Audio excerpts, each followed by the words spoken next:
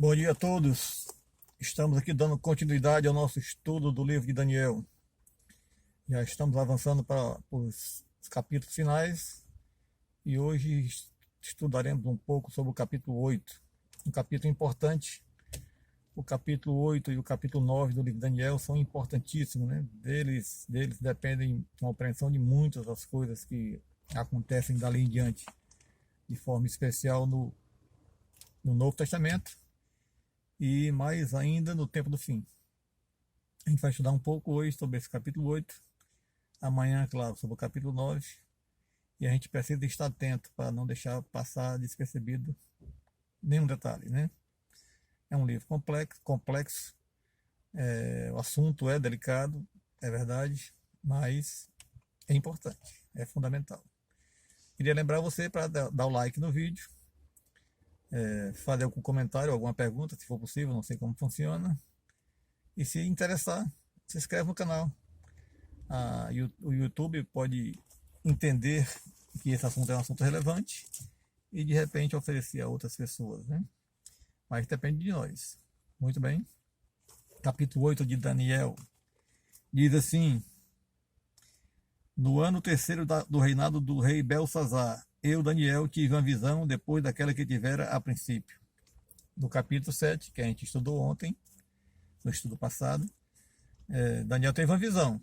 E essa visão falava lá dos animais, né, que ele viu: um leão com asas, um urso com 3 costelas na boca, um leopardo com 4 asas e 4 cabeças, né? E um animal espantoso, diferente, né? E aqui ele tem outra visão. Aquela primeira visão foi no primeiro ano do rei Belsazar. Essa segunda no terceiro ano. Então teve um tempo aí, né, de sossego para Daniel. Ele diz o seguinte no versículo 2: quando a visão me veio, pareceu-me estar na cidadela de Suzã, que é a província de Elão, e vi que estava junto ao rio Ulai. Então era uma coisa bem real. Daniel estava se vendo numa situação presente. Ele ia visualizar o futuro, mas ele estava consciente que estava no presente. Terceiro versículo: então levantei os olhos e vi, e eis que diante do rio estava um carneiro, o qual tinha 2 chifres, e os quais chifres eram altos, mas um mais alto do que o outro, e o mais alto subiu por último. Aqui ele ainda não está entendendo nada, Daniel, mas nós temos já essa informação, e já foi dada ontem para nós, e já foi dada há muito tempo na Bíblia, né? Ele não tinha na ocasião, mas esse carneiro, que ele veio com 2 chifres, é o rei dos Medos e os Persas. Ele ainda está em Babilônia. Mas na visão dele já é de Babilônia para frente. Babilônia já não existe nessa visão dele. Ele já está vendo os Medos e os Persas. Esse carneiro com 2 chifres. Quem são os 2 chifres? Dario e Ciro. O chifre mais alto é Ciro, mas ele subiu ao trono depois de Dario. Certo? Eu também já disse isso no estudo anterior. Versículo 4. Vi que o carneiro dava amarradas para o ocidente, e para o norte, e para o sul, e nenhum dos animais lhe podia resistir. Nem havia quem pudesse livrar-se do seu poder. Ele, porém, fazia segundo a sua vontade, e assim se engrandecia. Assim foi o reino dos Medos e dos Persas. Eles vinham vencendo, como eu falei do estudo anterior, venceram a Lídia, venceram a Babilônia e venceram o Egito. Ninguém podia resistir. Eles eram poderosos. Eles faziam e aconteciam durante o seu reinado, né? Versículo 5. A coisa começa a complicar. Estando eu observando, eis que um bode vinha do ocidente, sobre toda a terra, mas sem tocar no chão. Esse bode tinha um chifre notável entre os olhos. Agora na sua visão, ele vai ver a Grécia chegando. Não vem tocando o chão esse bode, na visão dele, não toca no chão. Por quê? Porque foi muito veloz. As conquistas da Grécia foi muito veloz. Em 13 anos a Grécia conquistou o mundo. Ele tinha um chifre notável. Quem é esse chifre notável? É o Alexandre o Grande. Então ele vinha com todo o poder, né, com toda a força. Versículo 6, dirigiu-se ao carneiro que tinha 2 chifres, que ele já tinha visto, né? E foi para cima dele com furioso poder. Quando a Grécia chega, quem é o adversário agora? Os Medos e os Persas. E ele vem para cima, vem para destruir. Versículo 7. Vi-o chegar perto do carneiro, e enfurecido contra ele, e feriu-lhe e quebrou-lhe os 2 chifres. Ele derrota os dois reinos. pois não havia força no carneiro para lhe resistir. E o bode o lançou por terra e o pisou aos pés, e não houve quem pudesse livrar o carneiro do poder dele. Então agora a Grécia assume o poder, né? A Grécia agora é quem manda. Interessante a gente pensar nisso, porque nessa visão de Daniel, ele não considera mais Babilônia, embora ele esteja em Babilônia, mas da visão já é do reino dos Medos, dos Persas em diante. E aparentemente ele pula aqui também o quarto animal. Ele fala só no segundo e no terceiro. Ele não fala do quarto. Ele diz assim no versículo 9: de um dos chifres, porque o carneiro, né, o bode, perdão, tinha 4 chifres, que eram os 4 generais, que ficaram no lugar de Alexandre. E continuaram os seus domínios, continuaram as suas vitórias. Mas dentre os chifres saiu um chifre, versículo 9, pequeno, e tornou muito forte para o sul, para o oriente e para a terra gloriosa, perdão. Ele aqui me parece que ele já está indo direto para Roma. Certo? Ele não fala nas primeiras conquistas de Roma, nos 10 chifres, tarará, tarará, ele vai direto para o chifre pequeno. Ele não pula, perdão, ele não pula Roma. Ele vai direto para o chifre pequeno, vai direto para Roma papal, né? E ele diz o seguinte: cresceu, esse chifre pequeno, ele cresce até atingir o exército dos céus, e alguns do exército e das estrelas lançou por terra e os pisou. É quando a Roma papal começa o seu poder destruidor, né? De atacar as pessoas e destruir ao seu bel prazer, né? E ele fica preocupado, né? E ele faz uma pergunta aqui: até quando vai durar isso?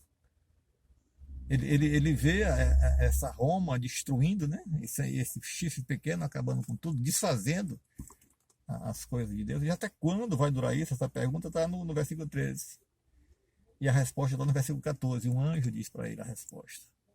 E esse talvez seja o versículo mais importante, não vou dizer assim, do livro, da Bíblia, do Antigo Testamento, mas para o nosso entendimento de como é que surgiu a restauração da verdade na igreja cristã.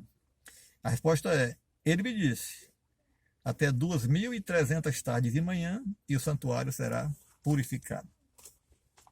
Um homem estudou sobre esse versículo, o nome dele é Guilherme Miller, e ele estudou a Bíblia versículo por versículo, e desse versículo, a história diz que ele passou 8 anos estudando esse versículo, até 2.300 tardes de manhã, e o santuário será purificado.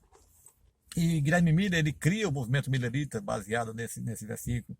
Esse movimento cresce, né, pregando a volta de Jesus, e marca uma data, e Jesus não volta naquela data, eles remarcam uma data, e Jesus não volta na segunda data, e acontece o primeiro desapontamento e o grande desapontamento, que é no dia 22 de outubro de 1844, quando todos os Estados Unidos e boa parte do mundo esperava a volta de Cristo, e ele não veio, né? Então Daniel fica sem entender. Ele não sabe nada disso que eu estou dizendo aqui, ele não sabia que nós sabemos, né? Ele fica sem entender. Ele fica agoniado, ele sofre, ele fica doente, né? Então, aqui diz no versículo 17 no final: entende, filho do homem, pois essa visão se refere ao tempo do fim. Daniel não se preocupa com isso agora. Isso é para o tempo do fim. E quando é que começa o tempo do fim? Em 1798, quando o Papa Pio VI é preso pelo general Berthier, a mando do Napoleão Bonaparte. Começa o tempo do fim ali, quando o chifre pequeno é aparentemente destruído, aparentemente vencido. Então o Papa Pio VI é preso, ele morre preso, né? Mas Daniel não sabe nada disso, claro. Eu estou aqui adiantando porque a gente já conhece a história. Então ele entende, Daniel, isso é para o tempo do fim, fica tranquilo. Mas ele insiste, ele fica preocupado, e o anjo Gabriel vem para falar com ele. A história do capítulo 8 conta tudo isso, depois você pode ver com calma. Eis que te farei saber o que há de se acontecer nos últimos tempos da ira, porque esta visão se refere ao tempo determinado do fim. O versículo 19 aqui diz isso. Daniel, eu vou te mostrar o que vai acontecer. Tu vai ficar sabendo. Mas fica tranquilo, não é para agora, é para o tempo do fim. Lá no final do livro, Daniel, capítulo 12, ele vai dizer: sela o livro e guarda a visão, porque isso é para o tempo do fim. Então o livro foi selado até o tempo do fim. Começa, quando eu repito, em 1798, e se concretiza realmente como o tempo do fim, final em 1844, mas aí a gente vai ver com calma daqui a pouquinho, no outro estudo, ok? Então Daniel agora sabe que tem essa visão que vai mudar o reino, que vai ser assim, que vai haver essa perseguição no tempo do fim. Ok? Versículo 26, para a gente começar a finalizar aqui nosso vídeo de hoje. A visão da tarde de manhã que foi dita é verdadeira. Tu, porém, preserva a visão, porque se refere a dias ainda muito distantes. O anjo está tranquilizando ele. Não é para agora, Daniel. Não é para agora. E eu, Daniel, versículo 27, enfraqueci e tive enfermo alguns dias. Então me levantei e tratei dos meus negócios, das coisas do rei. Espantava-me com a visão. E não havia quem a entendesse, diz o último versículo, no 27 do capítulo 8 de Daniel. Nós temos o privilégio hoje de estarmos estudando, porque esse livro só foi aberto de verdade a partir de 1798. Ele foi estudado antes por Isaac Newton, em 1733 ele escreveu um livro sobre isso, mas a compreensão real só começou a partir do tempo do fim, 1798, quando foi liberado, começou a ser escrita a Bíblia em outros idiomas, e a gente começou a ter acesso, e o livro começou a ser estudado e começou a ser aprendido, como a gente sabe hoje em dia. Então, esse momento do capítulo 8, das 2.300 tarde de manhã, da purificação do santuário, que eles pensavam ser a volta de Cristo, na verdade era um momento especial onde que Cristo passava no céu, do lugar santo do santuário para o lugar santíssimo. Ele deixava de ser advogado, perdão, ele acumulava a função de advogado e de juiz agora. Ele está julgando, né? Começou o juízo investigativo em 1844, no dia 22 de outubro. Então você e eu, que estamos vivendo o século XXI, e temos o conhecimento real agora dessa verdade, o que a gente faz com isso? A gente estuda um pouco mais, a gente se esforça um pouco mais, a gente aprende um pouco mais, a gente leva essa mensagem para as pessoas, a gente distribui esse presente, essa bênção, essa graça, esse recede de Deus, né? Essa recede de Deus com as demais pessoas que convivem conosco. E Deus nos abençoe, que esse estudo seja de muito proveito para cada um de nós e que a gente consiga entender que o santuário foi purificado, está sendo purificado, que nós estamos sendo julgados. O julgamento começa pelos mortos, claro, né? Os mortos justos, e continua até Cristo fechar a porta da graça e dizer está feito. E ele vem buscar aquele povo. Então que a gente se prepare para esse momento. Deus nos abençoe. Um bom dia a todos.